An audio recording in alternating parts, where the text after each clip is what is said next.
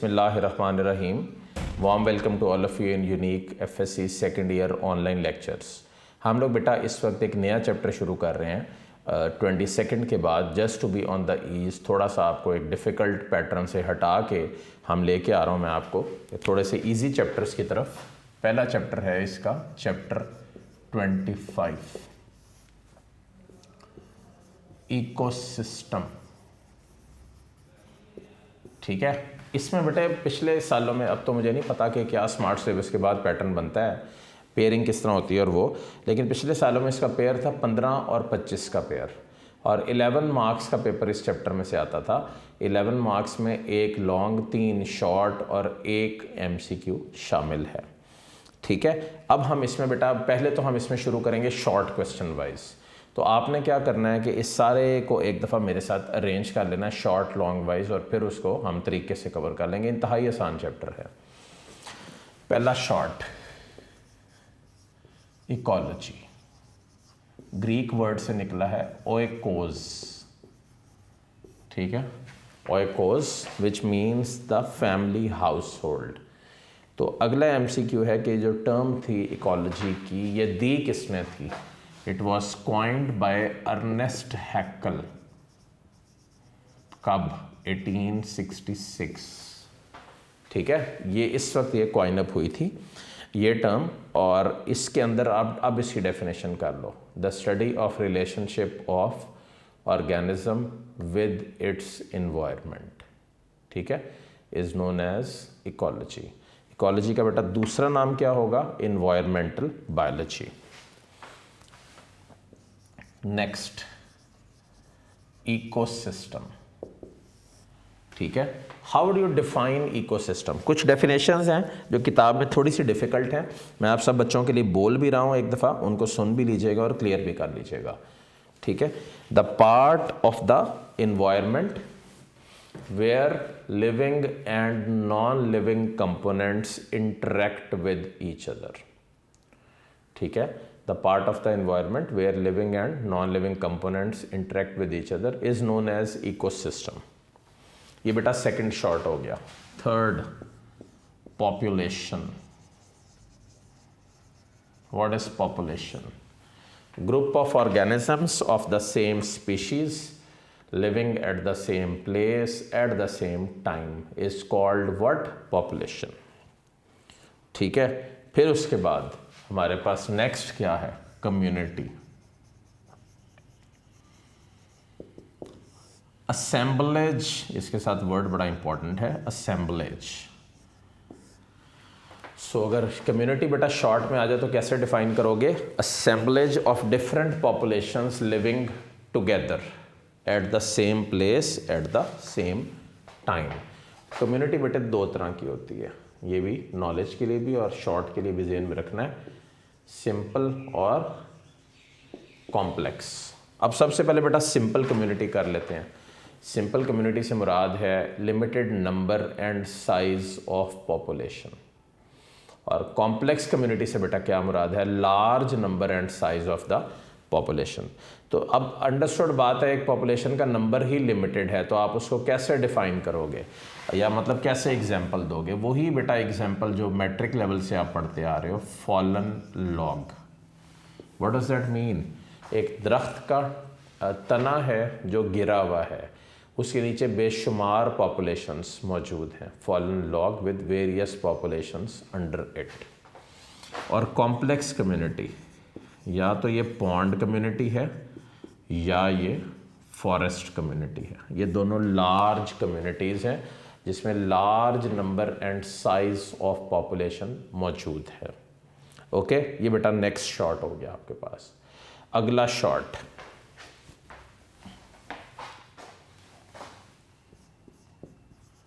Habitat. The place where an organism lives is known as its habitat. ठीक है, जैसे फ़र्ज़ करें एक बच्चा एक बाल टाउन में रहता है, तो एक बाल टाउन उसका हैबिटेट है, उसकी रिहाइश है वहाँ पे। Getting it? अच्छा, ये आपके पास हो गया इसके हवाले से। उसके बाद एक MCQ लिखा हुआ है जो बोर्ड में आया 237 पेज पे, third paragraph, 1917, Joseph Grinnell, an American ornithologist, proposed the term niche. What is बेटा, पहले तो ये देख लें कि ऑर्निथोलॉजिस्ट कौन होते हैं। वो बायोलॉजिस्ट जो बर्ड्स को स्टडी करते हैं उनको बोलते हैं ऑर्निथोलॉजिस्ट। और अगला वर्ड क्या है? Niche. What is niche? Role of species in an ecosystem. ठीक है, इसके अलावा इसको स्पीशीज की जॉब भी बोलते हैं। अब बात यह है कि इसको समझें कैसे, मतलब इसको अगर मैं आपसे ये पूछ रहा हूँ तो आप इसको एक्सप्लेन कैसे करोगे वक्त आने पे। तो जो निश होती है ना बेटा, निश के अंदर ना दो चीज़ें हमने यहाँ पे करनी है। पहली बात तो ये कि ये स्पीशीज़ ऑक्यूपेशन है, एक चीज़ हो गई, और दूसरी बात ये रोल ऑफ स्पीशीज़ या जॉब ऑफ स्पीशीज़। अब इंसान है, ह्यूमंस, आप क्या हैं, आपकी निश क्या है बताएं। ह्यूमंस जो है ना बेटा वो कंज्यूमर हैं। क्या है? कंज्यूमर्स। ये खाने को कंज्यूम करते हैं, तो ये हमारी निश है। ठीक है, कोई पूछ लेता है कि आपकी निश क्या है, तो ये हमारी इसके पास आ गई। इसके अलावा चार्ल्स एल्टन वो बंदा था जिसने basic role of organism explain किया था और निश की डिटेल्स दी थी। तो ये बेटे जहन में रखनी है। आगे बढ़ते हैं, नेक्स्ट शॉर्ट क्वेश्चन। अभी बेटा ये सारे शॉर्ट ही हैं जो आपने करने हैं।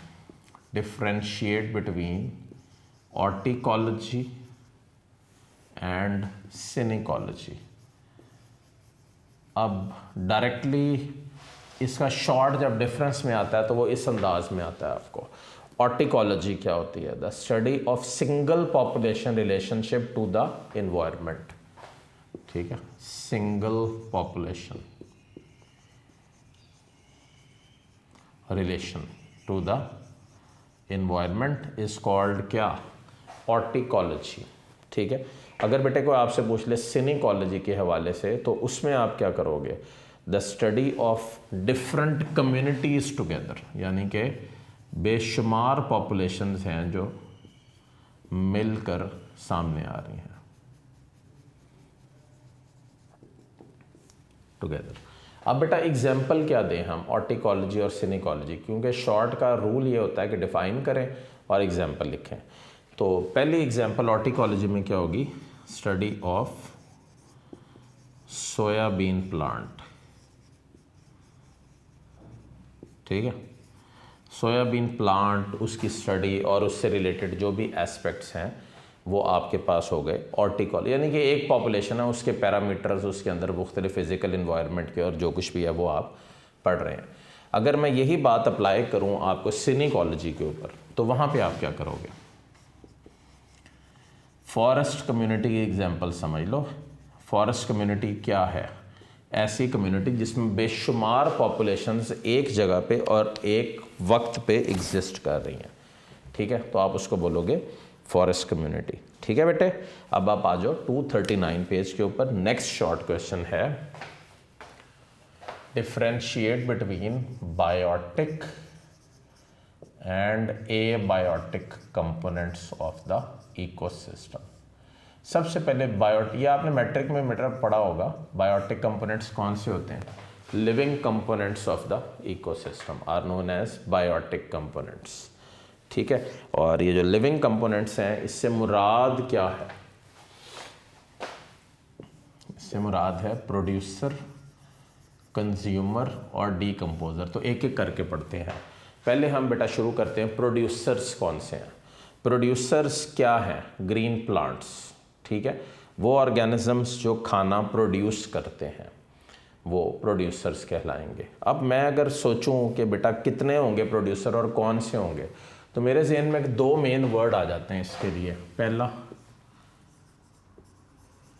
ग्रीन प्लांट और दूसरा एलजे। इनफैक्ट एलजे के ऊपर तो फर्स्ट ईयर में एक बड़ा अच्छा एमसीक्यू लिखा हुआ है कि algae carry out 50 to 60% of all the photosynthesis on the planet earth. ठीक है, तो 50 से 60% फोटोसिंथेसिस जो एलजे कैरी आउट कर रहे हैं। अच्छा, अब सेकंड बेटा इसकी कैटेगरी कौन सी होगी बायोटिक कंपोनेंट्स की? कंज्यूमर। अब है तो ये बेटा 8th क्लास वाला, लेकिन डेफिनेटली करना है, सिलेबस का हिस्सा है, स्मार्ट सिलेबस का आपके। कंज्यूमर्स क्या है? वो जो खाने को कंज्यूम करते हैं। कंज्यूमर से मतलब कंज्यूम करने से बेटा मुराद क्या होगी? जो इनको मिल रहा होता है ज़रूरियात के लिए, उसको प्रोड्यूसर से हासिल करते हैं और फिर अपनी ज़रूरियात के लिए एनर्जी को ऑब्टेन करते हैं। तो कंज्यूमर क्या होंगे? हेट्रोट्रॉफ। और एग्जाम्पल के तौर पे आप ह्यूमन की एग्जाम्पल बड़े आराम से यहाँ पे बेटा कोट कर सकते हो कि इंसान जो है वो कंज्यूमर है। ओके, ये आपके पास हो गया कंज्यूमर के हवाले से। थर्ड हमारे पास क्या है? डीकम्पोजर्स। अब बेटा ये कौन है डीकम्पोजर? ये हैं बैक्टीरिया या फंजाई। बल्कि अगर आप पढ़ो तो बैक्टीरिया और फंजाई के ऊपर बेशुमार एमकेट के एमसीक्यूज हैं। विच ऑफ द फॉलोइंग, एक इस तरह है, are the principal decomposers of the ecosystem? The answer is दोनों, बैक्टीरिया एंड फंजाई। एक और एमसीक्यू आया बड़ा डिफरेंट सा नम्स के पेपर में, which of the following are the principal decomposers of plant bodies? Answer है फंजाई। तो सोचने की बात है कि बैक्टीरिया क्यों नहीं है, फंजाई क्यों है? उसकी रीज़न बहुत सिंपल है। उसकी रीज़न बेटा ये है कि फंजाई जो है वो, उसके पास वो एंजाइम्स होते हैं जो सेलुलोज को तोड़ सके। और ये आप सबको पता होना चाहिए कि जो प्लांट की सेल वॉल है उसका बुनियादी कंपोनेंट कौन सा है? सेलुलोज। ओके, तो ये बेटा आपके पास नेक्स्ट शॉर्ट था बायोटिक कंपोनेंट्स का और उसकी टाइप्स का। अब अगर कोई आपसे पूछ ले व्हाट आर एबायोटिक कंपोनेंट्स, तो वो कौन से होते हैं? Non living components, air, water, ठीक है, सॉइल, ये सब आपके पास नॉन लिविंग कंपोनेंट्स हैं। 239 पेज के ऊपर ये एक वर्ड लिखा हुआ है टोपोग्राफी के नाम से, the study of shape and feature of earth surface. ठीक है, the study of shape and features of the earth surface is known as क्या? टोपोग्राफी। तो ये बेटे आपके पास इसके हवाले से हो गया। अब next short question, what is food chain?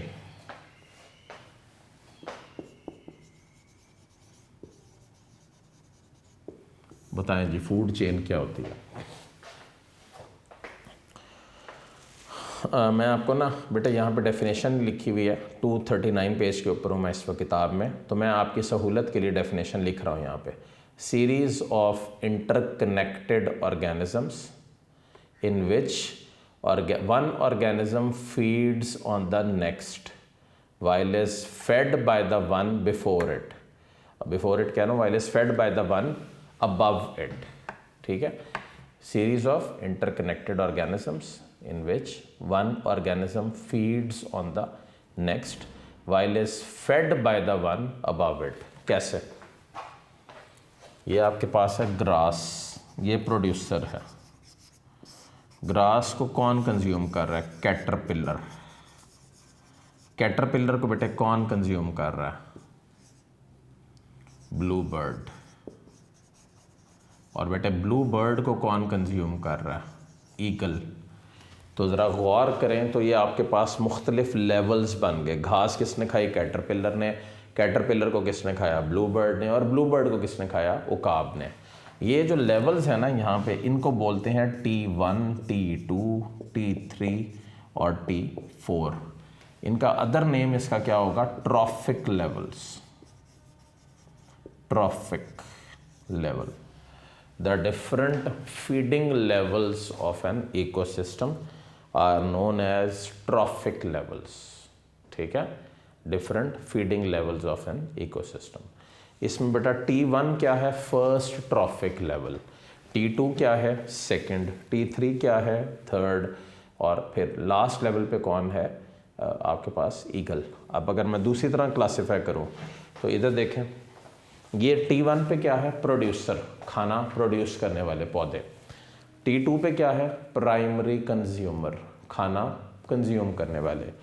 T3 पे बेटा क्या है, सेकेंडरी कंज्यूमर, और T4 पे क्या है, टर्शरी कंज्यूमर। ओके, ये आपके पास है इनके लेवल्स। अब हम बेटा आगे बढ़ते हैं और हम शुरू करते हैं क्या, food web.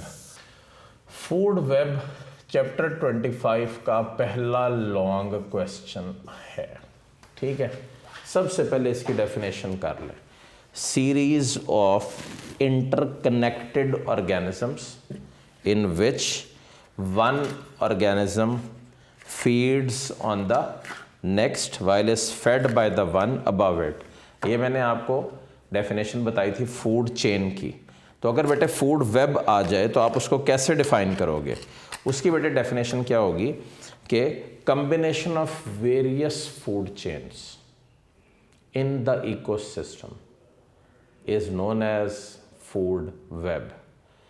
The various combinations in the food chain help to maintain what? The stability of the ecosystem। जितना ज़्यादा इकोसिस्टम स्टेबल होता है उतना ज़्यादा उसके अंदर मुख्तलिफ़ चीज़ों को करने की, समझने की और सारी एबिलिटी मौजूद होती है, ठीक है। ये आपके पास हैं ट्रॉफिक लेवल्स की कुछ एग्जांपल मैंने आपको दी है। अगर ये लॉन्ग में आ जाए तो सबसे पहले आप डेफिनेशन लिखोगे, फिर आप हेडिंग दोगे इम्पोर्टेंस की। तो इम्पोर्टेंस में क्या होगी, नंबर 1 स्टेबिलिटी, दूसरा different feeding options in the population, ठीक है। बहुत सारी फीडिंग ऑप्शंस भी पॉपुलेशन को ये दे देगा, ठीक है, जो ये शो करता है कि एक ऑर्गेनिज्म मल्टीपल ट्रॉफिक लेवल्स पे, फीडिंग लेवल्स पे फीडिंग कर सकता है। एग्जाम्पल के तौर पे यहाँ पे मैं एक फूड वेब बना रहा हूँ, देखिएगा, समझिएगा और जानिएगा भी। ग्रास या प्लांट, ये क्या है, ये T1 है, फर्स्ट ट्रॉफिक लेवल, ठीक है। ये जो घास या पौधा है इसको बेटे खाता कौन कौन है, इसको यहाँ पे आप ले लो बीटल, ये खा सकता है, यहाँ पे ले लो कैटरपिलर, ये भी खा सकता है, ठीक है, इसको इधर जोड़ दो। फिर और कौन खा सकता है, इसको बेटे खा सकता है हमारे पास रैट, हालांकि कम ही खाते हैं, रैबिट्स तो श्योरली खा सकते हैं, ठीक है। और थोड़ा सा मैं आपको इम्प्रूव कर दूं जो बनी हुई किताब में, कैटल, भेड़ बकरियां, गाय भैंसें, ये तो श्योरली खाती ही हैं, ठीक है। अब बेटे बीटल को कौन कौन खा सकता है, बीटल को फॉक्स भी खा सकती है, बीटल को आउल भी खा सकता है, ठीक है, और इसको ब्लू बर्ड भी खा सकता है, ब्लू बर्ड, ओके। इसी तरह कैटरपिलर को भी ब्लू बर्ड खा सकता है, रैट को आउल खा सकता है और आउल को बेटे ईगल खा सकता है, ठीक है। अच्छा, अब ब्लू बर्ड को भी डेफिनेटली उकाब जो है वो खा सकता है। अब रैबिट पे आ जाओ, रैबिट को बेटे फॉक्स खा सकती है और कैटल को लाइन डायरेक्टली खा सकता है। तो इसका मतलब ये T3 के ऊपर है, ठीक है। ये आपके पास मैंने एक बनाई है फूड वेब। अब MCAT लेवल पे इसको थोड़ा सा यहाँ पे मैं क्लियर कर दूँ और टच कर दूँ। MCAT वाइज ये पूछते हैं कि कितनी फूड चेन्स हैं जो इसमें शामिल हैं और मौजूद हैं। तो ये है पहली, ठीक, एक, दूसरी, अच्छा दूसरी यहीं से ले लें, ये देखें आउल वाली नंबर 2, फिर उसके बाद थर्ड ले लें ब्लू बर्ड वाली 3, फिर उसके बाद कैटरपिलर वाली 4, रैट ये जो ऊपर को जा रही 5, रैबिट वाली 6 और कैटल वाली 7।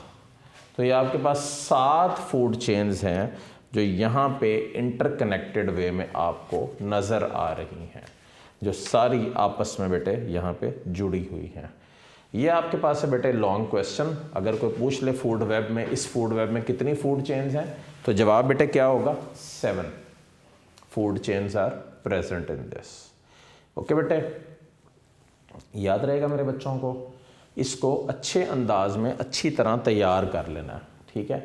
सो दैट आपको इसमें कोई गलती की गुंजाइश ना हो। ये देखें ना, फिर एक दफ़ा रिपीट कर दूँ। ग्रास से बीटल से फॉक्स 1, ग्रास से बीटल से आउल ईगल 2, ग्रास से बीटल से ब्लू बर्ड ईगल 3, ग्रास से कैटरपिलर से ब्लू बर्ड 4, फिर रैट से आउल 5, रैबिट से फॉक्स 6 और कैटल से लाइन 7। ये 7 फूड चेन्स हैं यहाँ पे जो शोन है। नेक्स्ट बेटे टॉपिक है 240 पे सक्सेशन। इसको बेटे डिलीट कर दें, ठीक है, ये शामिल ही नहीं है आपके स्मार्ट सिलेबस में। 242 पे आ जाएं। टॉपिक का नाम है प्रीडेशन और उसकी सिग्निफिकेंस। बताएं जी, व्हाट इज प्रीडेशन, ये क्या है?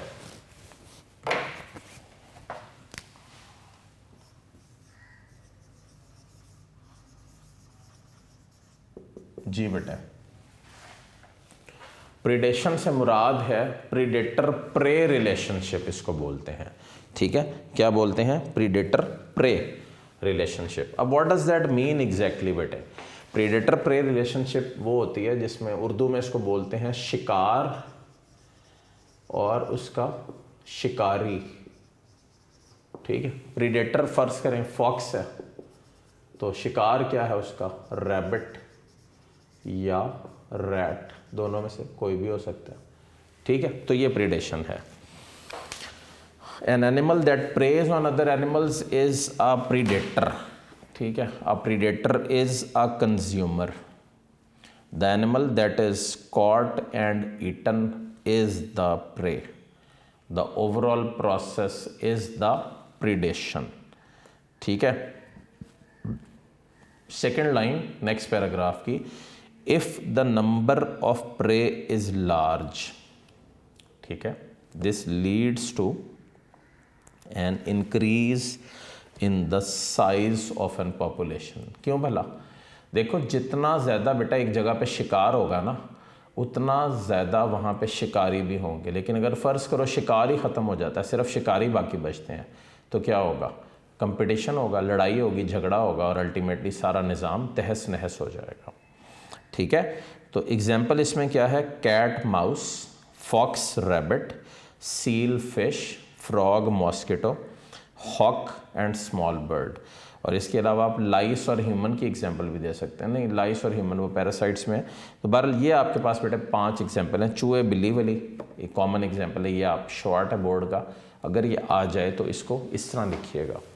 अब ना मैं थोड़ा सा बेटा करेक्शन करवाने लगा हूँ और टॉपिक को सही तरह अरेंज करवा रहा हूँ। कोशिश ये करनी है कि जिस तरह मैं अरेंज करवा रहा हूँ उसी तरह आप इसको जाके प्रेजेंट करें। लॉन्ग क्वेश्चन वाइज हम जब शुरू करेंगे इसको, तो सबसे पहले हम डेफिनेशन लिखेंगे सिम्बायोसिस की। The study of relationship between 2 different organisms, ठीक है, ऑफ डिफरेंट स्पीशीज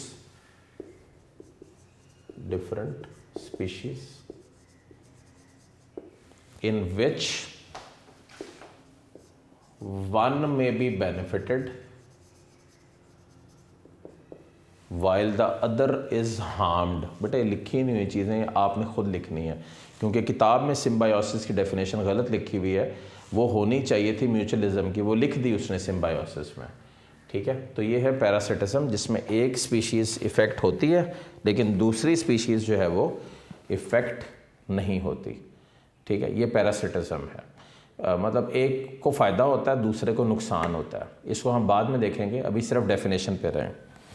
मैं फिर रिपीट कर रहा हूँ, the study of relationship of different species in which one species may be benefited while other may be harmed, comma both may be benefited,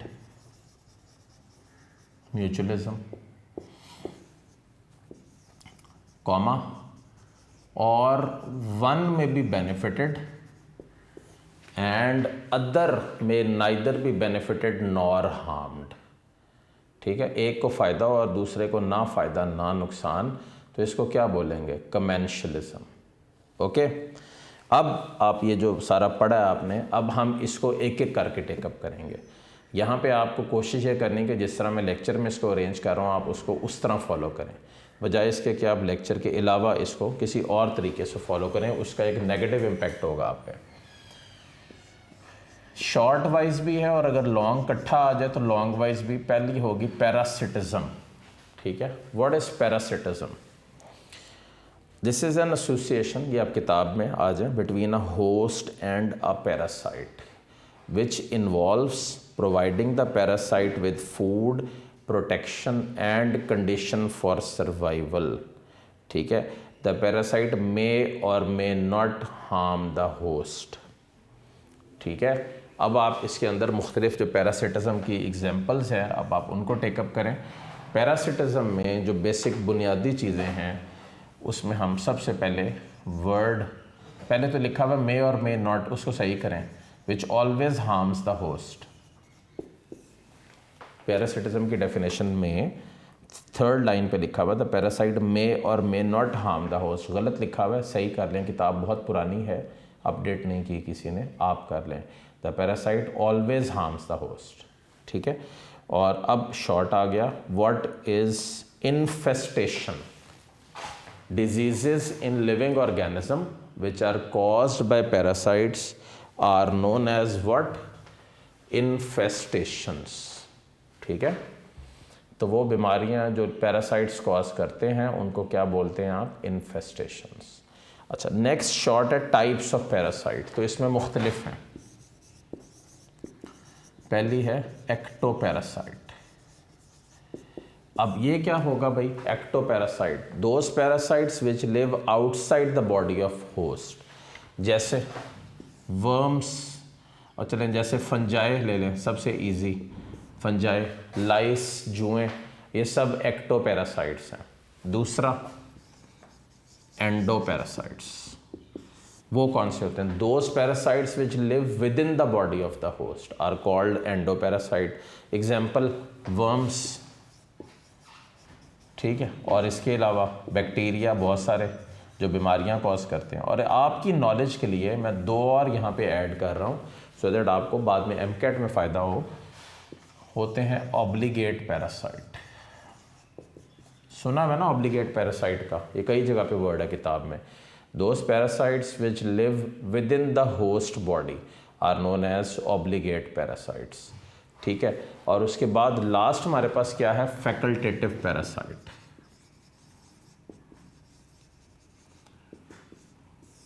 viruses are obligate intracellular parasite, ये सिर्फ within the body ही survive करते हैं। कोविड-19 है, आप mask लगाएं, आप एहतियात करें।